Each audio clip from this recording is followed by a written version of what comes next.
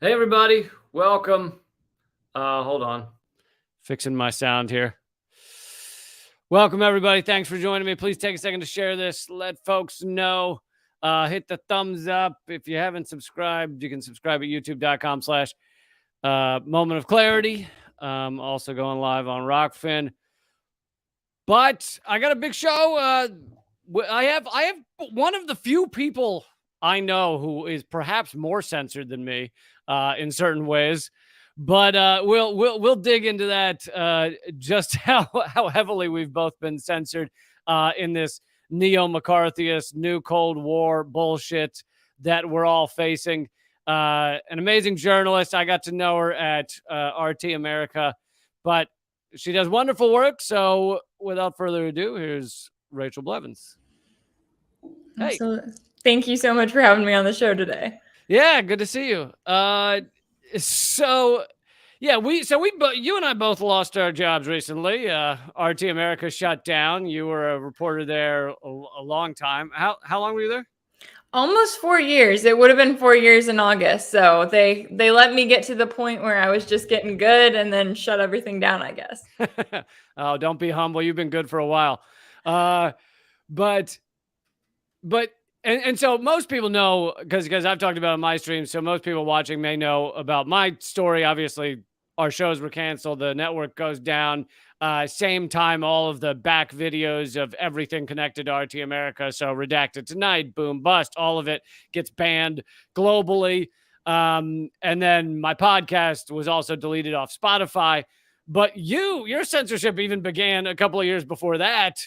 You were part of the mass Facebook purge where they deleted several hundred pages all at once, right? Yeah, back in 2018, actually just a few months after I had started at RT, Facebook came in, and of course, they always do it in this vague way of just saying, well, you violated our policies, but then they never tell you exactly what those policies are. And Right. So before I came to RT America, I'd been working with the Free Thought Project, and their page was included. They lost millions of followers. I only lost around 70,000, which wasn't much compared to the other pages that had been taken down, like the anti-media as well. And so I kind of went through it in 2018 with Facebook taking down my page. And it's weird because they unpublished it. And then a week later, they came in and they deleted it altogether. So there was no way to reach out to Facebook and say, hey, you took my page down, because they made it look like the page had not existed at all. And so I kind of went through that then. And then I think it was about a year ago when it came up to the anniversary of the collateral murder footage from Julian Assange that he published that was being shared around on Twitter. And then Twitter came in, suspended my account, and said that I couldn't have it back unless I deleted the tweet that included a video of that footage. Really? And it wasn't even my video. It was a video that had been shared by everyone because it was the anniversary. Yeah, so I've had a few run-ins up until the last few weeks when Twitter came in with this new Russian state affiliated media label that is still on my account. They refuse to take it down.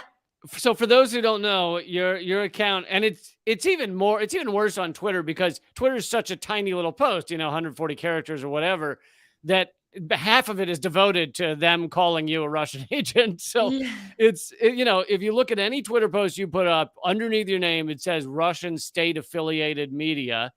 And they just added that recently, and now you aren't affiliated with RT America, yet they're not taking it off. Yeah, exactly. They literally, I think they added it on Monday and then everything shut down on Thursday. That was how quickly it was. And I reached out to them immediately and said, okay, well, you claimed that, of course, they do it the usual way of changing their policies. And in this case, they claimed that they were going to add quote unquote prominent journalists. So I was like, well, Twitter says I'm a prominent journalist, but it certainly is not a compliment in this case, because Right. They're also saying that if you have that label, then they will not promote your account in any way. So for people to see my tweets has to be sheerly because they are going in and sharing them. Twitter's not going to do anything on their end. In fact, it's probably going to lead to more censorship. And like you said, people who have no idea who I am, if they see that I tweet something, they're automatically going to just shake it off and not pay attention to it because they see that Russian state media label and they think that that is the case because Twitter said so. Right. That was part of the initial goal when they started. I mean, they first put those labels on several years ago, but it was mainly on things like the Redacted Tonight official page. It wasn't on individuals. And the first individual I saw who got it was Jing Li, the CGTN reporter. It was several months ago, they labeled her China State Media, her personal account. So it was a new step to decide, okay, well, anybody's personal tweets are therefore like directed by the Russian government. Like Yeah. you could tweet out a photo of your cat and it would still be labeled Russian state media. Yeah, yeah, and that's exactly how it has gotten to that point now. I mean, whenever they first initially did it, I said, well, wait a second, this is my personal account. I've had it long before I came to RT America. I still have it now. Everything that I tweeted, while yes, it did include content from my work, it also includes a lot of other stuff. It includes plenty of my own opinions. And it's funny because you remember that trend of everyone getting on Twitter and putting on their bios, opinions are my own, or they don't reflect my employer, or whatever. Well, now Twitter seems to be saying, no, not only do they reflect your past employer, but they literally reflect another country's government. So whether I'm tweeting about my dog or my family or whatever it may be that I want to put out there, now it's all Russian state media. And what was so, obviously I was around it a lot, but I do feel like there's kind of there was two sides to RT America, as there are with any news studio. There was kind of the news department, which was busy putting out content constantly. And then there were kind of the opinion shows like mine and Jesse Ventura and Chris Hedges that were a little different, and we kind of were doing our own thing. So I kind of wanted just to get your take of how it was to work there, what what your experience was as a reporter working at RT America, of course. And I've dealt with this for I've been there eight years, so I dealt with this for 8 years. But people being like, "Oh, everything you say is just directed from Russia," and I know that's not true. I was never directed to say anything. But anyway, I just kind of wanted to get your view of how it was to work there. Yeah, sure. No, RT America was one of those networks that I was always very grateful to be able to work for because I came in pretty soon out of college. And it's funny because if you see any of the hit pieces that are written about RT, they automatically say, well, they just go after college students. They go after people who are young and have no clue what they're doing. And I looked at that and I was like, well, hey, that's I don't think that applies directly to my case. However, I was new in the field of TV news and that sort of thing. But I also, when I was in college, started reaching out, doing freelance work. I was very passionate about US foreign policy. I was very passionate about wanting to take on kind of this media landscape because when I was in college, I saw the way in which a lot of my professors would talk about how it was left versus right. And you had to go either work for a local TV news station or try to work your way up to one of the major networks. And I was in a position where none of that seemed appealing to me. However, what was really cool was to look and to see what a lot of the independent journalists were doing at the time and really taking on and questioning that narrative. And so when I started out as a reporter at RT America, I actually felt like I had the opportunity to do that. I got to report on Yemen and Afghanistan and these issues that I never would have been able to talk about at other networks. But yet at RT America, I was being able to devote a lot of time to that. And no, I was not being told what to say. I mean, it's funny how they act as if there's some kind of direction or like we get our daily printout of what Putin says is allowed to go on TV. That was never my experience. Obviously, you do have editors and people who make sure that your work is factually correct. And I'm always grateful for that. But in my case, when it came to story assignments and scripts and that sort of thing, I was never told any line that I had to follow or, any narrative that I had to preach, so to speak. And then even when over the last year or so, I got to co-host the show Boom Bust, which is, business, finance, economy, all that. And what was really cool about Boom Bust was that so much of it was unscripted. We had all of these incredible experts in the field who would come on our show and we would be able to just have a conversation. And if it went off of the questions we had written, or it went off of what we had planned to talk about, we went with it and we were able to have that discussion.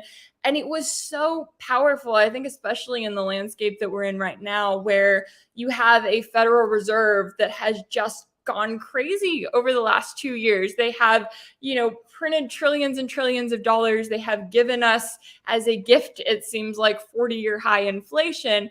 And yet we had people on our show who were calling out the Federal Reserve from day one and talking about how they were lying to the public.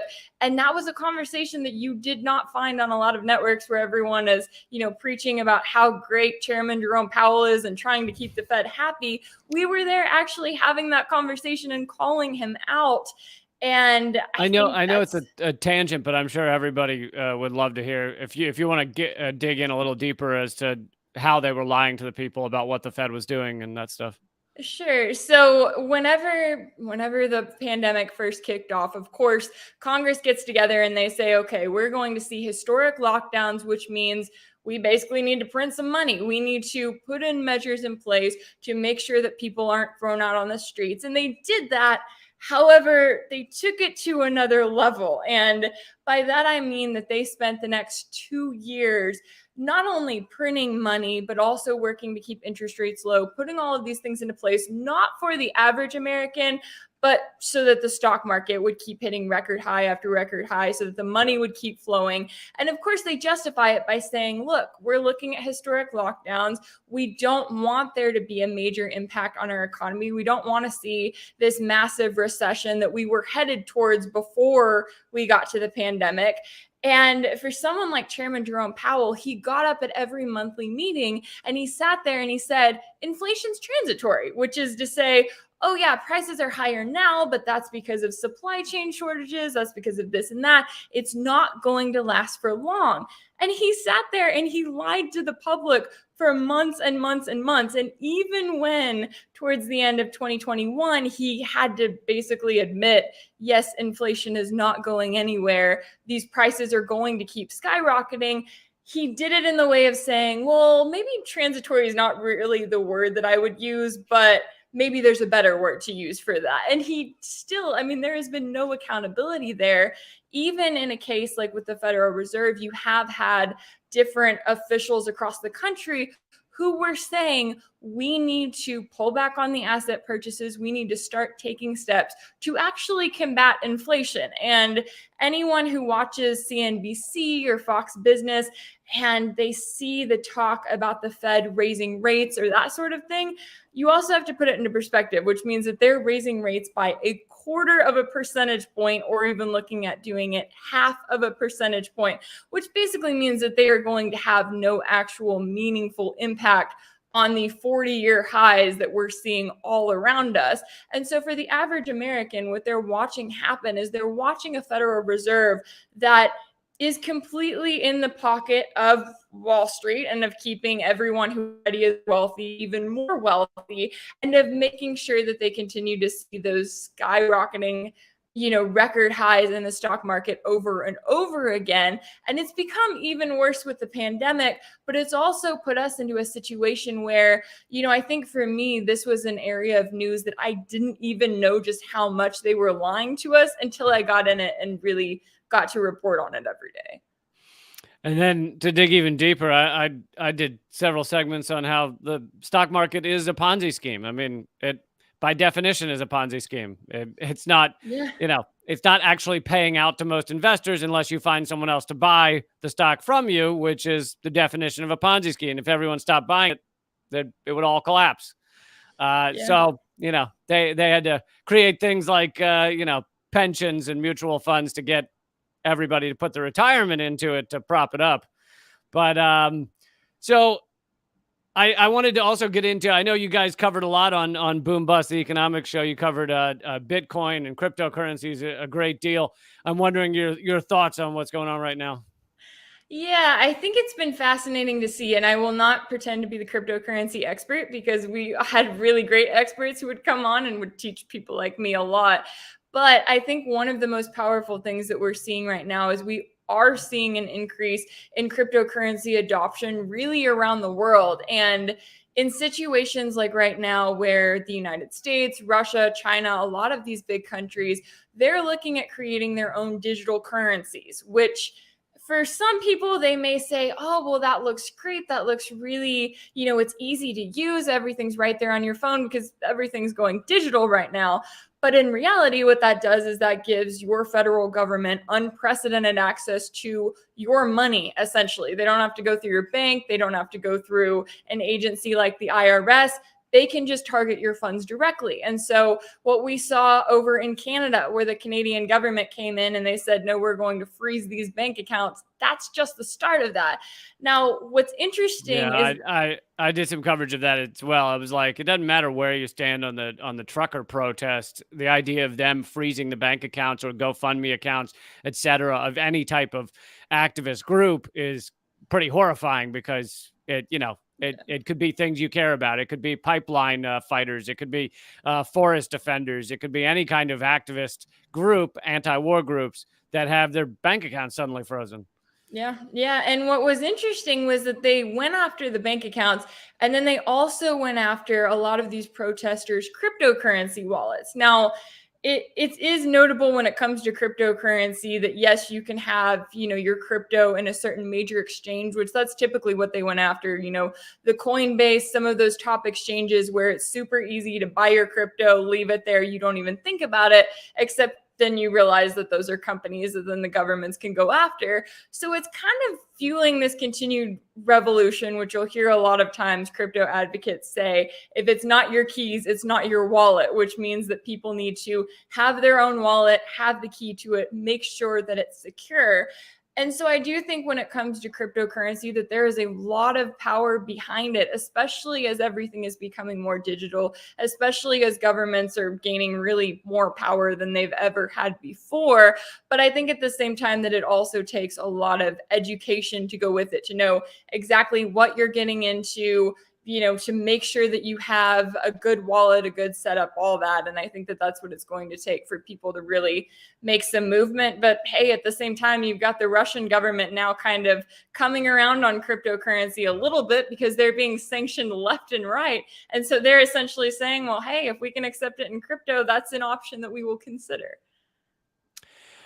Well, speaking of the Russian government, I was wondering if you have thoughts on how our mainstream media, what a wonderful job they've done of covering what's going on in Ukraine.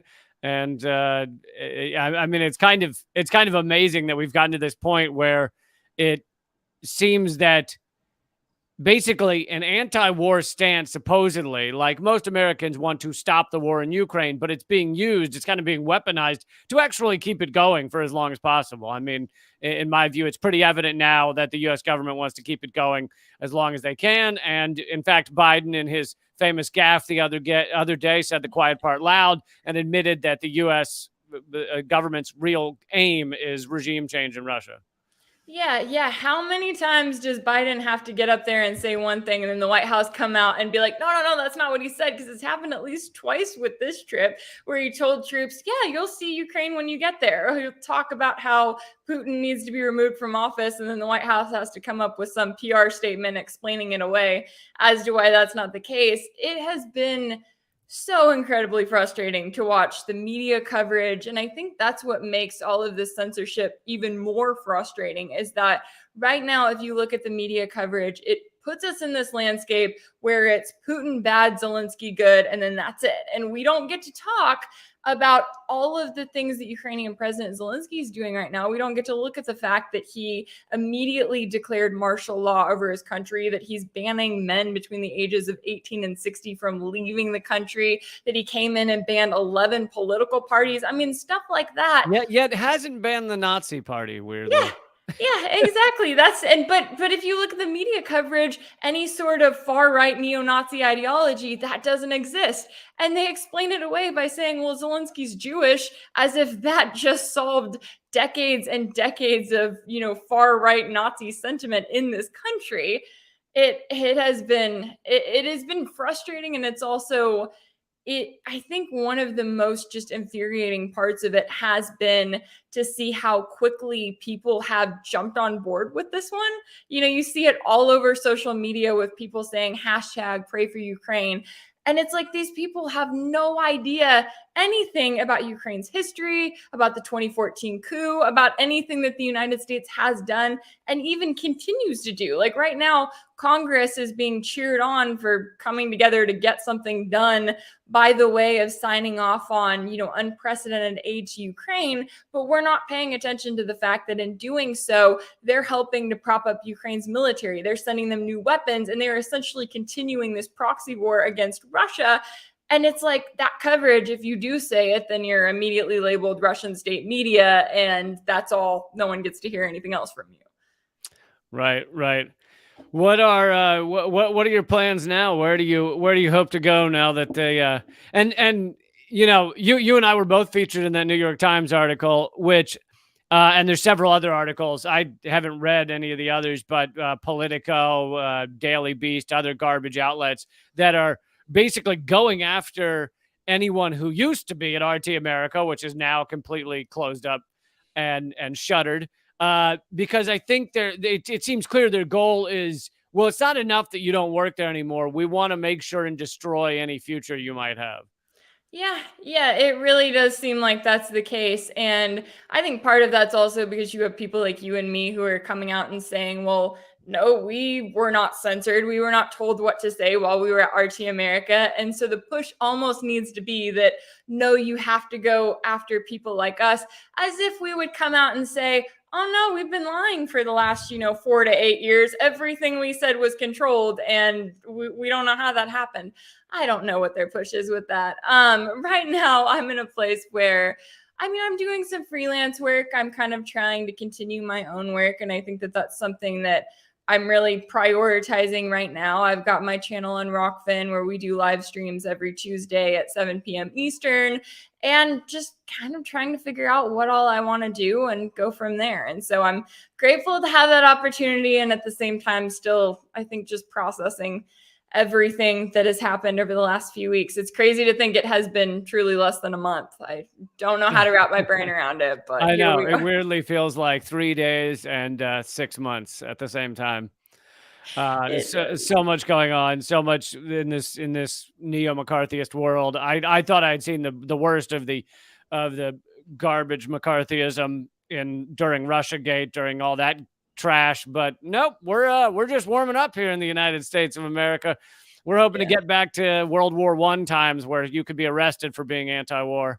So yeah, the rallies, even like the rally we saw this weekend in Washington, D.C., where people are calling for a no-fly zone and trying to gain up support for that. It is crazy to me. And of course, I don't think that they truly understand what a no-fly zone is, but it does put you in a situation where, you're even more grateful for the people who do reach out and the people who do say that they will continue to follow you and your work, and who actually see the value of having other perspectives out there. Because that's the most dangerous thing about what we're seeing right now, is that we're being pushed into this, world where there is only one perspective. And as long as you're going towards that, it can only lead to more and more corruption.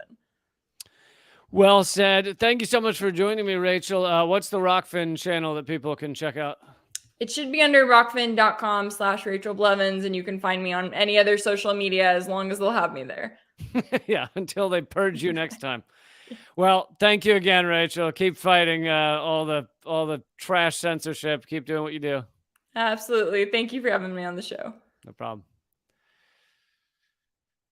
All right, there's Rachel Blevins, excellent journalist. Check out her stuff. And, I just wanted to get her on here because she has dealt with so much censorship, but she continues to fight, as do I, and those of us who have been attacked in this way. It really is fucking scary times, man. Scary times.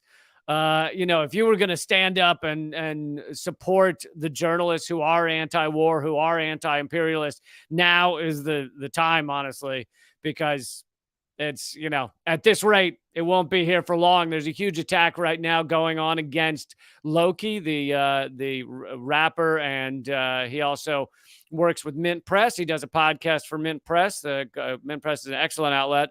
And I've never, we were getting ready to have him on Redacted tonight before it got shut down. So maybe I'll interview him in not too long.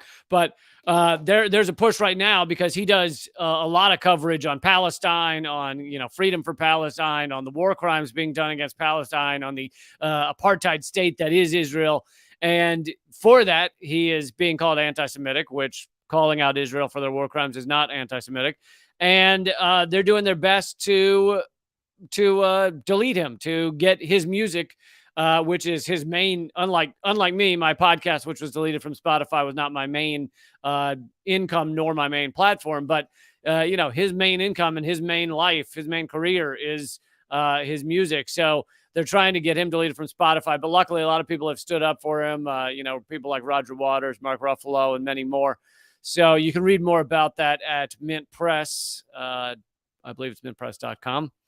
But also, if you want to support my work, and I'm going to keep talking about one more story here in a second, but if you want to support my work, patreon.com/Lee Camp. That's where you can find my stuff. If I do promise that if we get to 2,000 subscribers on Patreon, then there will be a new...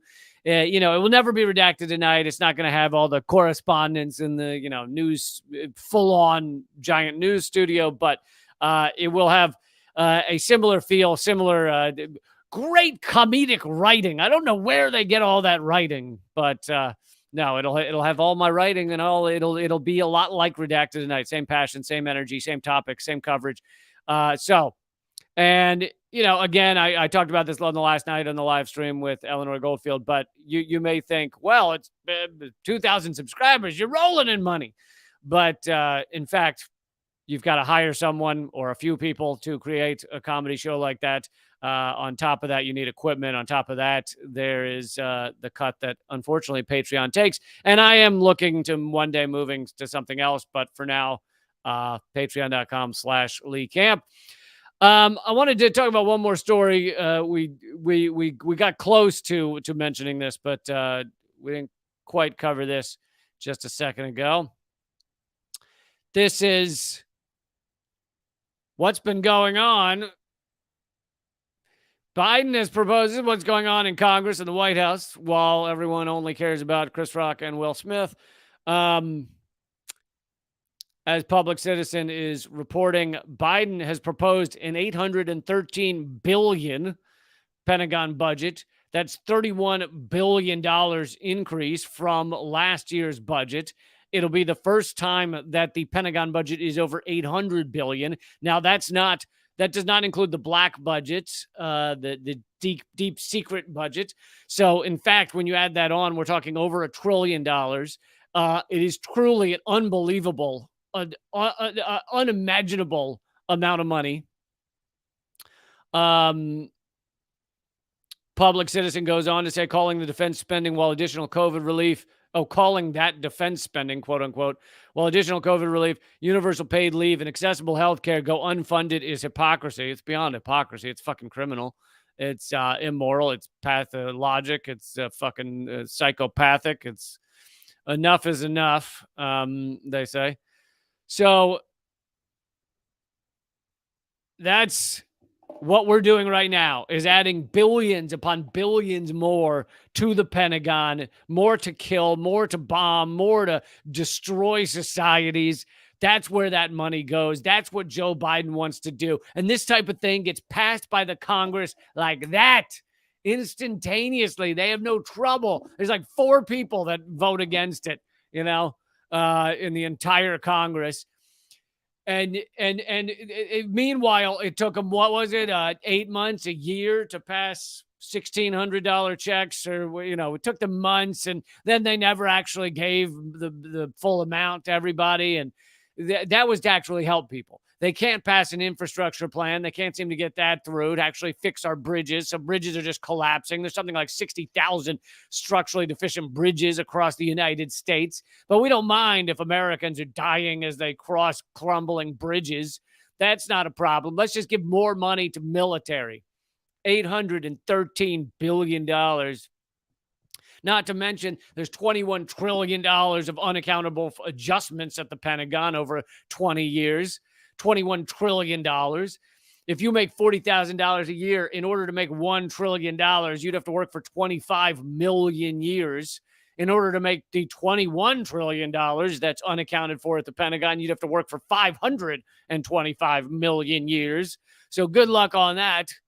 And I'm not making up those numbers either. But you know, and no one asks, how are we going to pay for that, right? Whenever they say we're going to help people, we're going to give health care, we're going to give school lunches, we're going to help people in one form or another, everyone goes, how are we going to pay for that? Where's the money going to come from? We don't have that kind of money. But the moment they say, hey, let's give another $30 billion to the Pentagon to add to their $780 billion, everyone just goes, sounds good, no problem. All right, we have that money. It's sitting in the couch cushions, not a problem. These people are psychopaths, and that's what we need to realize, and that's why they're censoring anyone who calls them out. I mean, as we've spent in this episode, the level of censorship is just immense and growing. They're now chasing us on the platforms that we have gone to after RT America got shut down, after other places got shut down. Rachel, as you heard her mention, was part of Free Thought Project that had their main platform was their Facebook page. So that was deleted. And then the algorithms crush your ability to be seen, and then they chase you to the other platforms where you maybe can still be seen, where you maybe can still find funding. They're gonna, chase us to Patreon. They just shut down GoFundMe accounts for certain independent outlets that are doing excellent work. They just shut them down and said, oh, you violated our community guidelines, because basically the community guidelines are you got to be pro-war. You got to support the United States as we kill people around the world, or else we're going to shut down your GoFundMe. They shut down the GoFundMe for the trucker protest. They stole their bank accounts. They're basically chasing people to the platforms that they've gone to after trying to get away or after being suppressed at the other platforms. I imagine, they've gone after Substack, right? They've tried to get Substack to delete like Glenn Greenwald, which for some odd reason, if you say it quickly, comes out Glenn Greenwald. But they're going after him. I'm sure they're going after Chris Hedges, who's moved over to Substack. So it's basically not enough that they've used the algorithm. They've used big tech to basically suppress the views, decrease heavily the amount of people that see these videos. Even outlets that are only anti-war some of the time, like Democracy Now! Democracy Now! Does some good content, and then does, at least over the past 5 years, does a lot of kind of bullshit content, Russiagate, probably bad Ukraine coverage, probably they bought into the Syria chemical weapons garbage. So even though they are going with the establishment line half the time, that's not enough. They still occasionally do good reporting on Palestine. They still occasionally do good reporting. They'll occasionally have a panel that involves Chris Hedges to refute some of the other trash that's being said. And therefore they have been algorithmically hit as well. Their views have gone down by something like 60% since the algorithmic suppression began. But they go after all of these outlets: Mint Press, Gray Zone. I'm sure radindiemedia.com, if we were big enough, I'm sure we would be getting hit by that as well. So it's like, if you want to see this stuff continue, now is the time to a combo of supporting it, spreading the word, and building up new platforms. So yeah, it really is scary times. I mean, I've been reading and covering what went on during World War I on my podcast, Government Secrets with Graham Elwood. Check it out if you'd like. But the last episode was a lot about censorship, and during World War I, which was when the Espionage Act was first put into play and was hardly used until Obama started using it a lot to go after whistleblowers, they imprisoned people. They imprisoned people like Eugene Debs, and they banned socialist literature or anti-war literature from the mail service, because back then there was no internet, right? There was basically no TV. There was the only way to get the word out was maybe a little bit of radio, but basically mail. You'd send things to people in the mail. So they banned anti-war literature. They even banned people from speaking about anti-war causes. That's how Eugene Debs ended up in prison. He was sentenced to 10 years for saying that all wars are the rich sending the poor to fight for their interests, for their business interests, to enrich themselves. And, we're getting back to that just kind of in a digital way. And it's why Julian Assange is in prison. It's why so many great whistleblowers and people have been attacked. Chelsea Manning, John Kiriakou, Edward Snowden.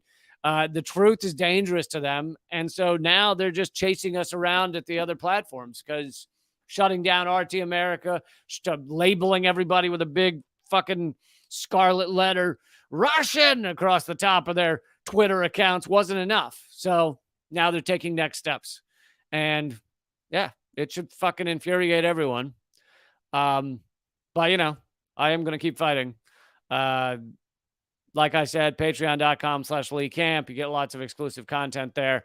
And hopefully I will be able to create something that at least has the feel and passion of Redacted Tonight in not too long.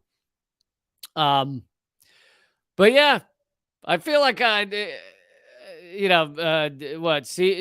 said nobody listened to us 9 years ago. So now it's getting bad. It's true. Many of us have been talking about this for a long time. Many of us have been saying this is where it's headed. This is where it goes. This is what's next.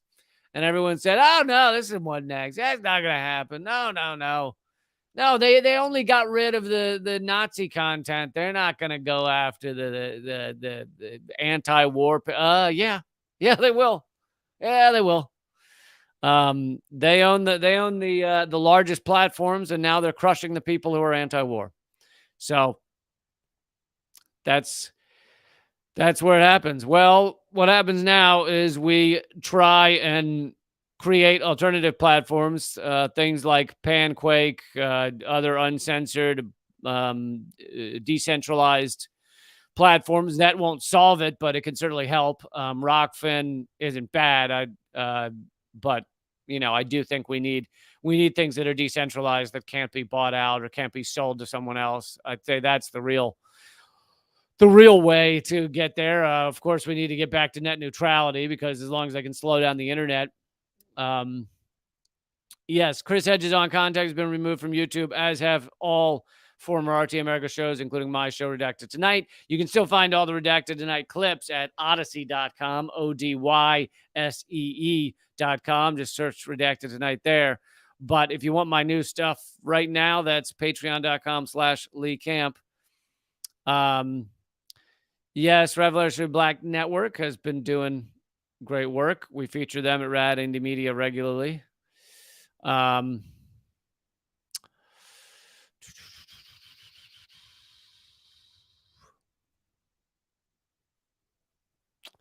I've been looking into this. People have been telling me I need to set up the ability to do yearly payments. Hopefully soon. All right, guys, I'm going to wrap up, but please take a second to join patreon.com/Lee Camp. And I should have Chris Hedges on in a couple of days. Not tomorrow, but I think day after Wednesday. Not day after Wednesday, but on Wednesday, I should have Chris Hedges on. And keep fighting.